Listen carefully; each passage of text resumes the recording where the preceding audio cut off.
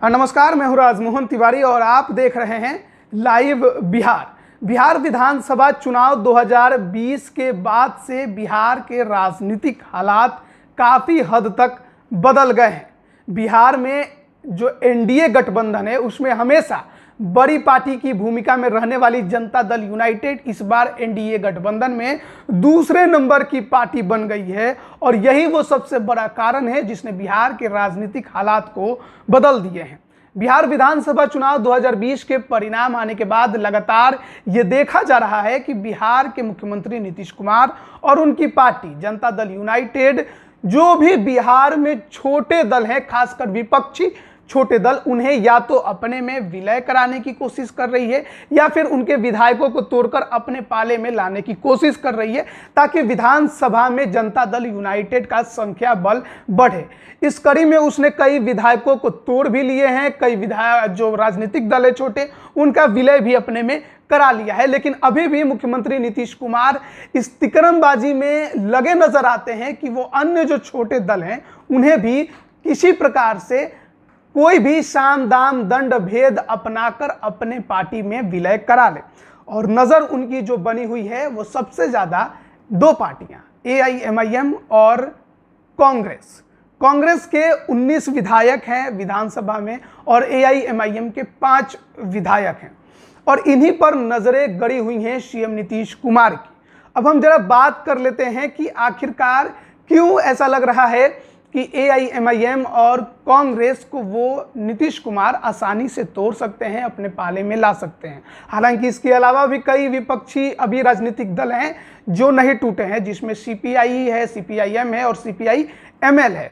इनके भी तकरीबन 16 विधायक हैं, लेकिन वामपंथी विधायकों को तोड़ना नीतीश कुमार के लिए आसान नहीं होने वाला है, क्योंकि वामपंथी विधायक अपनी विचारधारा के साथ मजबूती से खड़े रहते हैं। लेकिन जो कांग्रेस के विधायक हैं वो अप एंड डाउन करते रहते हैं, कभी इस पार्टी में कभी उस पार्टी में, यानी अपने स्वार्थों की, अपनी महत्वाकांक्षाओं की पूर्ति में वो राजनीतिक दलों को लगातार बदलते हैं। और इसी वजह से ऐसा लग रहा है नीतीश कुमार को कि वो कांग्रेस को तो तोड़ ही सकते हैं। लेकिन इसके अलावा जिस पर सबसे ज़्यादा उनकी नज़र गड़ी हुई है वो है AIMIM। 24 सीटों पर बिहार विधानसभा में चुनाव लड़ा था AIMIM ने और 5 सीटों पर जीत दर्ज किया था। तकरीबन 5.5 लाख के आसपास उसके 5 जितने भी कैंडिडेट थे उन्हें वोट भी मिला था। और ये 5 जो विधायक हैं उनमें सबसे पहला नाम है AIMIM के बिहार प्रदेश अध्यक्ष अख्तरुल ईमान, जो कि अमौर से विधायक हैं।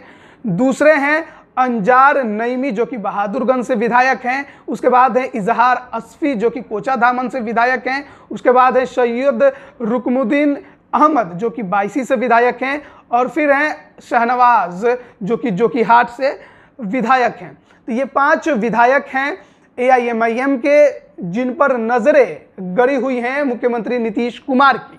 वो चाहते हैं कि इन 5 विधायकों में से कम 3 को तो तोड़कर अपने पाले में लाया जाए, ताकि विधानसभा में जनता दल यूनाइटेड का संख्या बल और ज़्यादा बढ़ सके। 43 सीटों पर जनता दल यूनाइटेड ने जीत दर्ज की थी। उसके बाद इंडिपेंडेंट कैंडिडेट को भी अपने पाले में कर लिया। उसके बाद BSP के एक कैंडिडेट जो कि एकलौते जीते हुए चैनपुर विधानसभा क्षेत्र से जीते थे, जमा खान, उन्हें भी अपने पाले में कर लिया।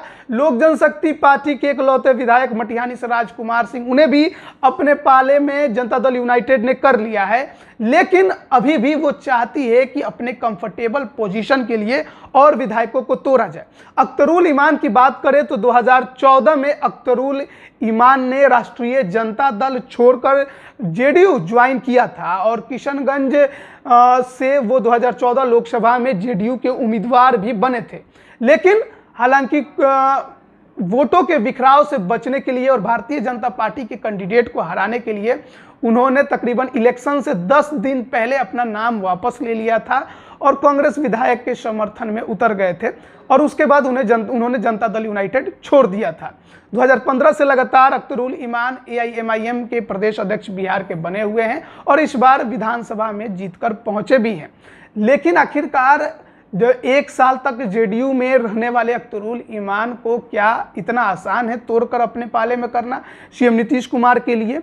एक बात ध्यान देने वाली है कि जो एआईएमआईएम के पांचों विधायक हैं वो अकेले आपको कहीं भी जाते नजर नहीं आएंगे, खासकर किसी भी राजनीतिक नेता से मिलते हुए। वो सभी एक साथ जाते हैं, एक साथ कहीं भी घूमते हैं, एक साथ कहीं भी राजनीतिक दलों से मुलाकात करते हैं। ऐसे में एक बात साफ है कि एआईएमआईएम के चीफ जो हैं असदुद्दीन ओवैसी, वो लगातार इनके साथ कांटेक्ट में रहते हैं और इस बात को लेकर आश्वस्त करने की कोशिश करते हैं अपने कार्यकर्ताओं को, अपने विधायकों को, कि किसी भी हाल में जनता दल यूनाइटेड या फिर एनडीए गठबंधन में जाने का कोई सवाल पैदा नहीं होता है। और एक और बात है जो इन विधायकों को दूसरे पाले में जाने से रोकती है, खासकर एनडीए गठबंधन में नीतीश के साथ, वो है उनके वोटर। जो एआईएमआईएम के वोकोर वोटर हैं वो बीजेपी के घोर विरोधी हैं। ऐसे में अगर नीतीश कुमार के साथ ये विधायक जाते हैं तो ये क्या अपनी सीट आगे बचा पाएंगे, ये भी एक बड़ा सवाल है जो इनके सामने कौंधता रहता है। और इसलिए ये कहना कि एआईएमआईएम को नीतीश कुमार इतने आसानी से तोड़ पाएंगे, ये बड़ा मुश्किल है। लेकिन कांग्रेस विधायक जो हैं वो कभी बीजेपी, कभी आरजेडी, तो कभी कांग्रेस, तो ये घूमते रहते हैं। इनको तोड़ना शायद नीतीश कुमार के लिए आसान हो सकता है। इसके अलावा जो दो अन्य राजनीतिक दल हैं एनडीए गठबंधन के छोटे दल, एक है हिंदुस्तानी अवाम मोर्चा और दूसरा है वीआईपी यानी विकासशील इंसान पार्टी, इनके भी 4-4 विधायक हैं। लेकिन फिलहाल ये एनडीए में है तो इन पर नजरें नीतीश कुमार की और जो बीजेपी है उनकी कम गड़ी हुई है। लेकिन अगर ये लगातार नीतीश कुमार और बीजेपी पर सवाल खड़ा करते रहेंगे तो इन्हें भी तोड़ने में इन दो बड़े दल जेडीयू और बीजेपी को समय नहीं लगेगा।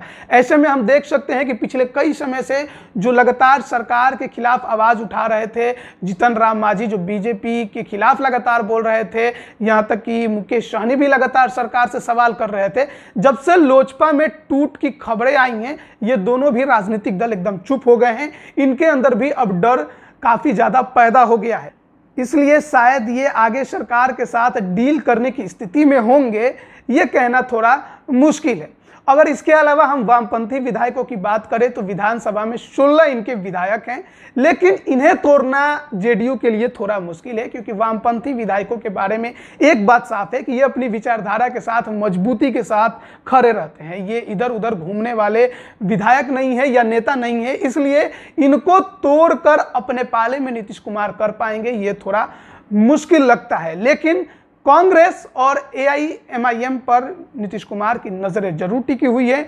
एआईएमआईएम को तोड़ना थोड़ा मुश्किल जरूर है, लेकिन कांग्रेस को तोड़ना शायद नीतीश कुमार के लिए आसान होगा। इसलिए कांग्रेस भी लगातार अपने विधायकों के साथ संपर्क में है और इस कोशिश में है कि कोई भी विधायक नीतीश कुमार के साथ बातचीत करते नजर ना आए। संगठन को मजबूत करने के लिए जनता दल यूनाइटेड ने रालोसपा का तो विलय अपने में करा ही लिया है, लेकिन अन्य राजनीतिक दलों का भी विलय कराने की पुरजोर कोशिश में लगी हुई है। अब देखना है कि अपने संगठन को और अपने विधानसभा में संख्या बल को मजबूत करने के लिए नीतीश कुमार और कितने दलों को तोड़ते हैं और उनका विलय अपने में कराते हैं। आगे तमाम अपडेट हम आप तक लगातार पहुंचाते रहेंगे। आप बने रहिए लाइव बिहार के साथ। आपका बहुत बहुत धन्यवाद। लाइव बिहार यूट्यूब पर सब्सक्राइब और फेसबुक पर लाइक जरूर करें।